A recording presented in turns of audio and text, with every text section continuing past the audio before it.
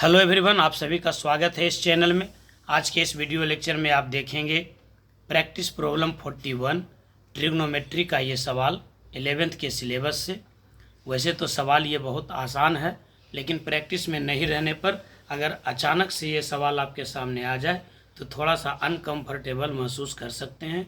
इसलिए इस टाइप के प्रॉब्लम को बार बार रिवाइज करने की आवश्यकता है। आइए देखते हैं इस छोटे से खूबसूरत प्रॉब्लम को।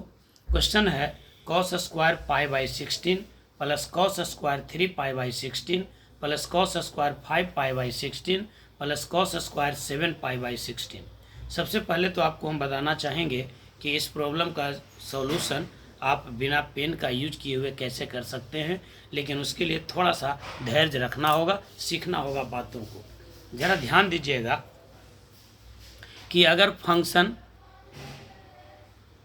साइन या कॉस के साथ हो लेकिन सिमिलर टर्म हो, कॉस है तो सभी कॉस रहे, साइन है तो सभी साइन रहे, और स्क्वायर के साथ हो, और साथ ही साथ यदि एंगल एपी में हो, एंगल एपी में हो तो एक को छोड़ देना है, दूसरे को तोड़ना है, और दूसरा जब तोड़ेंगे तो वो साइन रहेगा तो कॉस में बदल जाएगा, और कॉस रहेगा तो साइन में बदल जाएगा।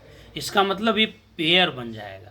तो जितना टर्म रहेगा उतना पेयर बनेगा, और हर एक पेयर का वैल्यू 1 होगा। तो इसका मतलब ये एक पेयर और ये एक पेयर, यानी 2 पेयर बनेगा, तो इसका आंसर 2 हो जाएगा।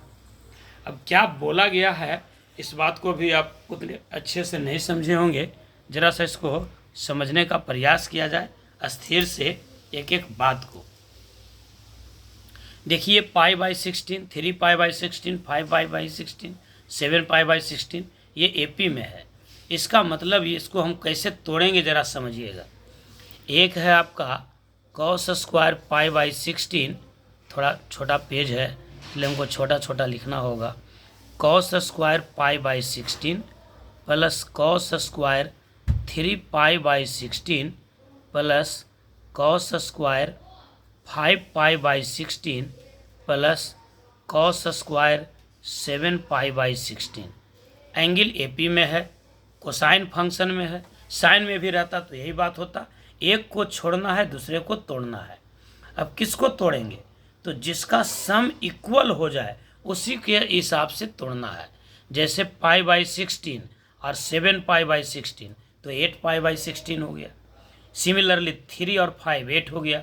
तो इन दोनों को एक साथ रखना है और इन दोनों को एक साथ रखना है, यानी जिसका सम इक्वल हो जाए उस 2 टर्म को एक साथ रखना है। फिर से बात समझिए, किस 2 टर्म को एक साथ रखना है? तो उस 2 टर्म को एक साथ रखना है जिसका सम इक्वल हो जाए। तो हम पहले ले लेते हैं cos square pi by 16 plus cos square 7 pi by 16। Cos square 7 pi by 16 कैसे तोड़ेंगे इसको? देखिए cos square pi by 16 plus cos square 7 pi by 16। अब ये देखिए पाई बाई 16 ये पाई बाई 2 से कम है, इसका मतलब पाई बाई 2 में टूटेगा, यानी फर्स्ट क्वाड्रेंट में टूटेगा। तो आप पाई बाई 2 में क्या ऐसा माइनस कर दें कि आपको पाई बाई 7 पाई बाई 16 मिल जाए? सोचिए क्या मिल सकता है। पाई बाई 2 में हम क्या घटावें कि पाई बाई 16 मिल जाए? नहीं सोचने में बन रहा है तो मान लीजिए कि x घटा देते हैं, तो ये हो जाएगा आपका 7 पाई बाई 16, यानी x का वैल्यू क्या हो गया? Pi by 2 minus 7 pi by 16, pi by 2 minus 7 pi by 16, तो x का वैल्यू आपका हो गया pi by 2 minus 7 pi by 16। अब यहाँ पर आप 2 और 16 का एलसीएम ले लीजिए तो 16 हो जाएगा। तो 2 8 जा 8 पाई माइनस 7 पाई, यानी पाई हो जाएगा, पाई बाई 16। कहने का मतलब ये हुआ कि कॉस स्क्वायर पाई बाई 16 रहने दीजिए, और ये कॉस स्क्वायर 7 पाई बाई 16 को लिख दीजिए पाई बाई 2 और माइनस पाई बाई 16। जब पाई बाई 2 में पाई बाई 16 आप माइनस करेंगे तो यकीनन आपको 7 पाई बाई 16 मिल जाएगा। और आप जानते हैं कि कॉस 90 माइनस थीटा बराबर होता है साइन थीटा, यानी ये आपका हो जाएगा कॉस स्क्वायर पाई बाई 16 और इस कॉस 90 माइनस थीटा, तो साइन स्क्वायर पाई बाई 16। अब ये हो गया cos square theta plus sine square theta यानी 1, यानी इस दो का वैल्यू हो गया 1। अब ये जो दोनों बचा हुआ है इस दोनों को भी तोड़िए, तोड़ने की आवश्यकता ही नहीं है, ये टूट जाएगा साइन स्क्वायर 3 पाई बाई 16 में, तो cos square 3 pi by 16 plus sine square 3 pi by 16 बराबर 1। आंसर हो जाएगा 1 + 1 2। आइए उसको भी हम तोड़ ही देते हैं। यही था आपका cos square 3 pi by 16 plus cos square 5 pi by 16, तो आपका ये कॉस स्क्वायर 3 पाई बाई 16 रहने दीजिए और इसको लिख सकते हैं cos square pi by 2 minus 3 pi by 16।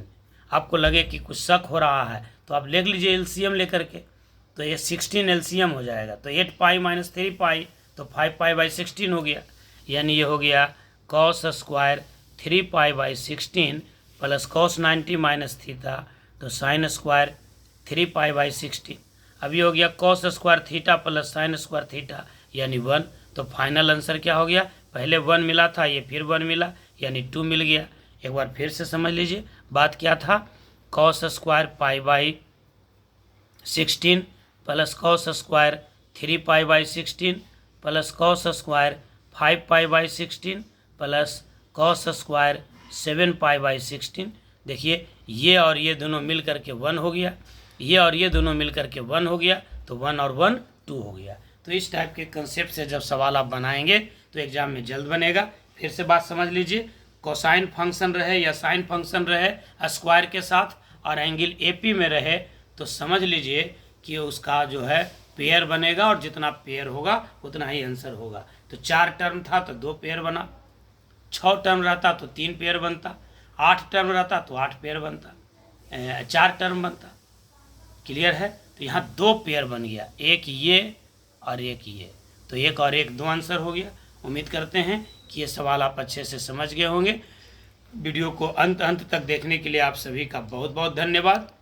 कृपया वीडियो को लाइक कीजिए, चैनल को सब्सक्राइब कीजिए और इसे अपने दोस्तों में ज़्यादा से ज़्यादा शेयर कीजिए। एक बार पुनः आभार। शुभ रात्रि।